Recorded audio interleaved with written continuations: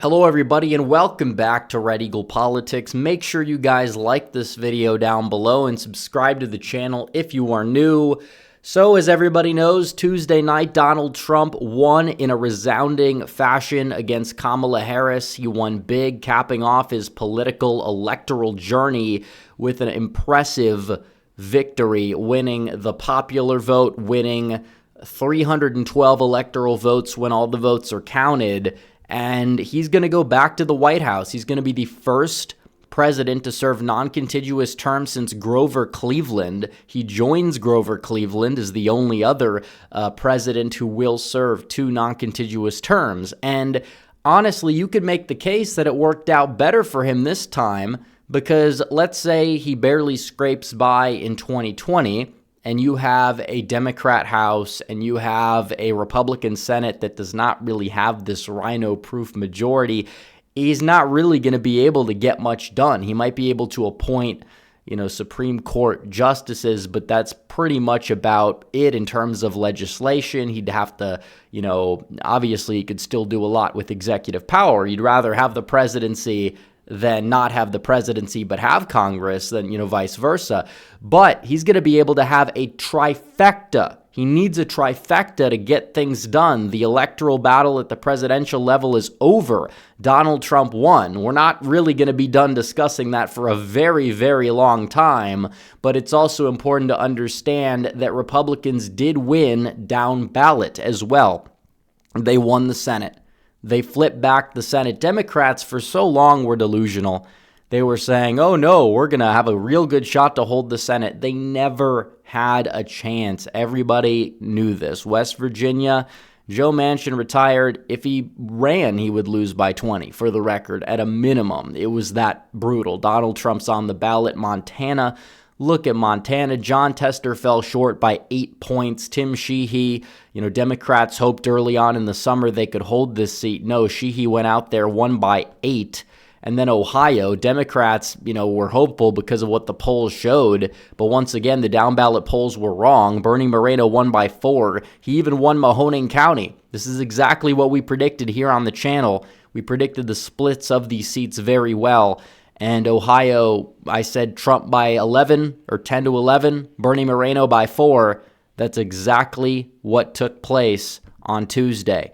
But more importantly, and it hasn't been called yet on the New York Times, but the AP has called it, Dave McCormick, he knocked off Bob Casey. Bob Casey was viewed to be unbeatable. He was viewed to be an electoral juggernaut because his father was an electoral juggernaut and he never really faced any, competitive challenges. But Dave McCormick, he went out there, he tied himself to Donald Trump effectively, spent a lot of money, and as a result, he was able to go out there and he was able to win in an upset victory. And I said Republicans would get one of those 3 seats in the Rust Belt, and they got Pennsylvania. And honestly, it's really frustrating when you look at this because Mike Rogers falling short by 20,000 votes, Wisconsin, Eric Hovde, this is just soul-crushing, falling short by 29,000 votes, and all the dirty tricks they pull, it's just astounding. If you look down ballot, you have Thomas Leaguer, who was running, I believe, under the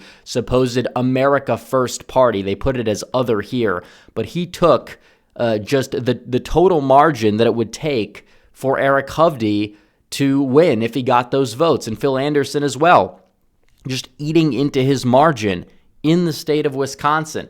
It's frustrating. And then you have Milwaukee. It's true. Milwaukee needs to be looked at. There's some sussy developments there. It is true that ticket split is real. And you have people on both sides of the argument that'll say, well, how the hell did Trump win? Because these Senate Democrats are winning. And then you'll still have some Republicans that are like, well, how are Senate Democrats winning when Donald Trump wins? And it's because there is ticket splitting. It's much less than it was 20, 30 years ago. But yeah, it is true. Donald Trump outran Eric Hovde on net by 1.4%. There are, Trump Baldwin voters. The median voter is a little bit different than the very, I guess you would say, hyper-political sphere type of voter. Now, I will say this. There's a lot of the shadiness in Milwaukee. It should be looked into at a very minimum.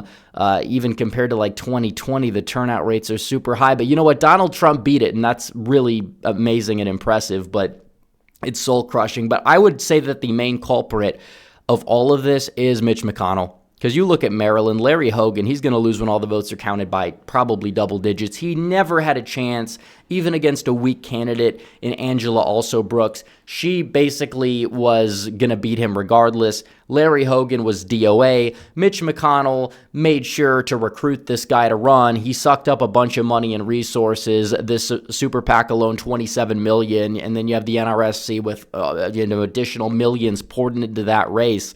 Just recruiting him to run basically sucked up all these resources. You could have left maybe him on the ballot and not given him any money, make the Democrats suck up resources, but Republicans threw a lot of money at this guy.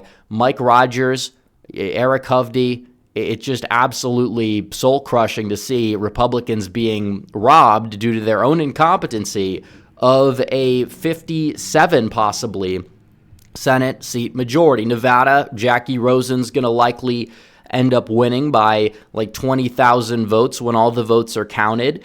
And again, you have like the none of these candidates option getting 3%. That again, a lot of those people probably would have voted for Sam Brown had they actually voted. It's like people down ballot need to understand, yeah, some of these Republicans down ballot, they're not perfect. I get it. But still, you'd rather have a Republican House and a Republican Senate. Donald Trump can make these people fall in line. They're going to have to. He's like the mob boss essentially right now. So, like, again, it's frustrating because you're going from possibly, 52, 53, which is going to be 53, and it could even be 54. We'll get to that in a second. Senate majority, but you have the dumb spending, the third-party candidates. It just, I'm glad Trump won. There's no taking away from that, but it's like you could have had a cushion. You could have lowered the filibuster threshold to 55 and really got to work.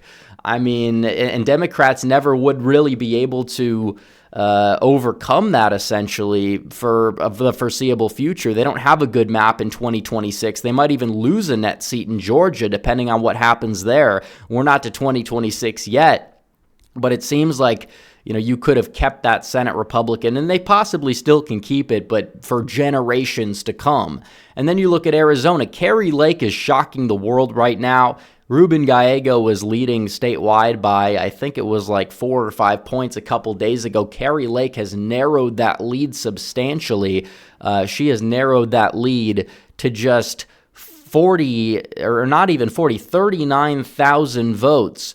With so many votes left to be tabulated, the Maricopa County dumps that are coming in were not supposed to be favorable for her, but she's narrowing that gap substantially. And in some of these counties, she's outrunning her performance in 2022, like in Yuma, Santa Cruz, and some of these other counties where all these votes are being counted. And there's plenty of votes left in places like Yavapai County and Pinal County that possibly could end up benefiting her at the end of the day. And even the dumps out of Pima and Maricopa, whatever's left, Ruben Gallego, it doesn't really seem like there's a lot of votes that he's going to be able to net. So either way, this is going to be a very, very, very close race down the stretch. But Kari Lake, does she have a shot to shock the world? Yes, it's absolutely possible. And that would be huge because it would basically get Republicans a 54th Senate seat, a 54 Senate seat majority going into this election. And then people are going to be asking questions about the House. And are Republicans going to be able to win the House? Yes, I believe that they will. Arizona's second and first are likely going to go in the Republican column, as well as Nebraska's second, where Don Bacon has won, and he wasn't supposed to. Those three would put him at 214. Calvert and Steele probably end up winning, as well as Valadeo, who's doing very, very well right now. So you could add this up. They're already at 211, so that'd be 212, 13, 14, 15, 16, 17. They just need one more seat. Seems like Marionette Miller-Meeks, that might go to a recount, but she's probably going to hold on. She always wins by the skin of her teeth. I think she won by 4 votes in 2020, but she's leading by around 800 votes right now. And also, Arizona's 6th, when all the votes are counted, is likely going to end up sticking with the Republicans. It's likely going to go to Siscomani. So again, Republicans, when it's all said and done, including some of these seats in California that are not finished counting right now, it does seem, as if Republicans are going to probably end up with around 222 House seats, which is exactly the margin that I predicted. Not in terms of the individual seats, because you're always going to get a few wrong. I did get a few wrong, but the total number, 222 to 213, could that actually happen? It does seem like it's possible to happen. So Donald Trump had the coattails. He carried a lot of Republicans and pushed a lot of Republicans across the finish line. But again, he won so big to the point where you feel like, yeah, you look at Michigan, you look at Nevada, if the Republicans just did their job properly with allocating funds properly, they didn't do it in 2022, they didn't do it now. Mitch McConnell, thankfully, he's not going to be Senate Majority Leader anymore, but had they done their job, it could have been an even better night, an even bigger mandate, although the mandate's still there. But you have a little bit more of a narrower majority than you would have liked. But then again, you compare it to 2017, where the entire House majority consisted of Republicans that didn't even back Trump in 2024, even though they technically had a big majority or whatever. It's like you have a much better party because you've remade the party essentially in your image and vision. It's not perfect, but you have the bully pulpit to get people in line and do what you need to do. It's going to be a fun 4 years, guys. It's going to be an epic 4 years. So anyways, guys, thanks for watching this video. Like this video down below, comment down below, subscribe to the channel, hit the bell for notifications so you never miss another video. Follow me on social media. The links are all in the description down below, and I will see you guys in the next one. Red Eagle, out.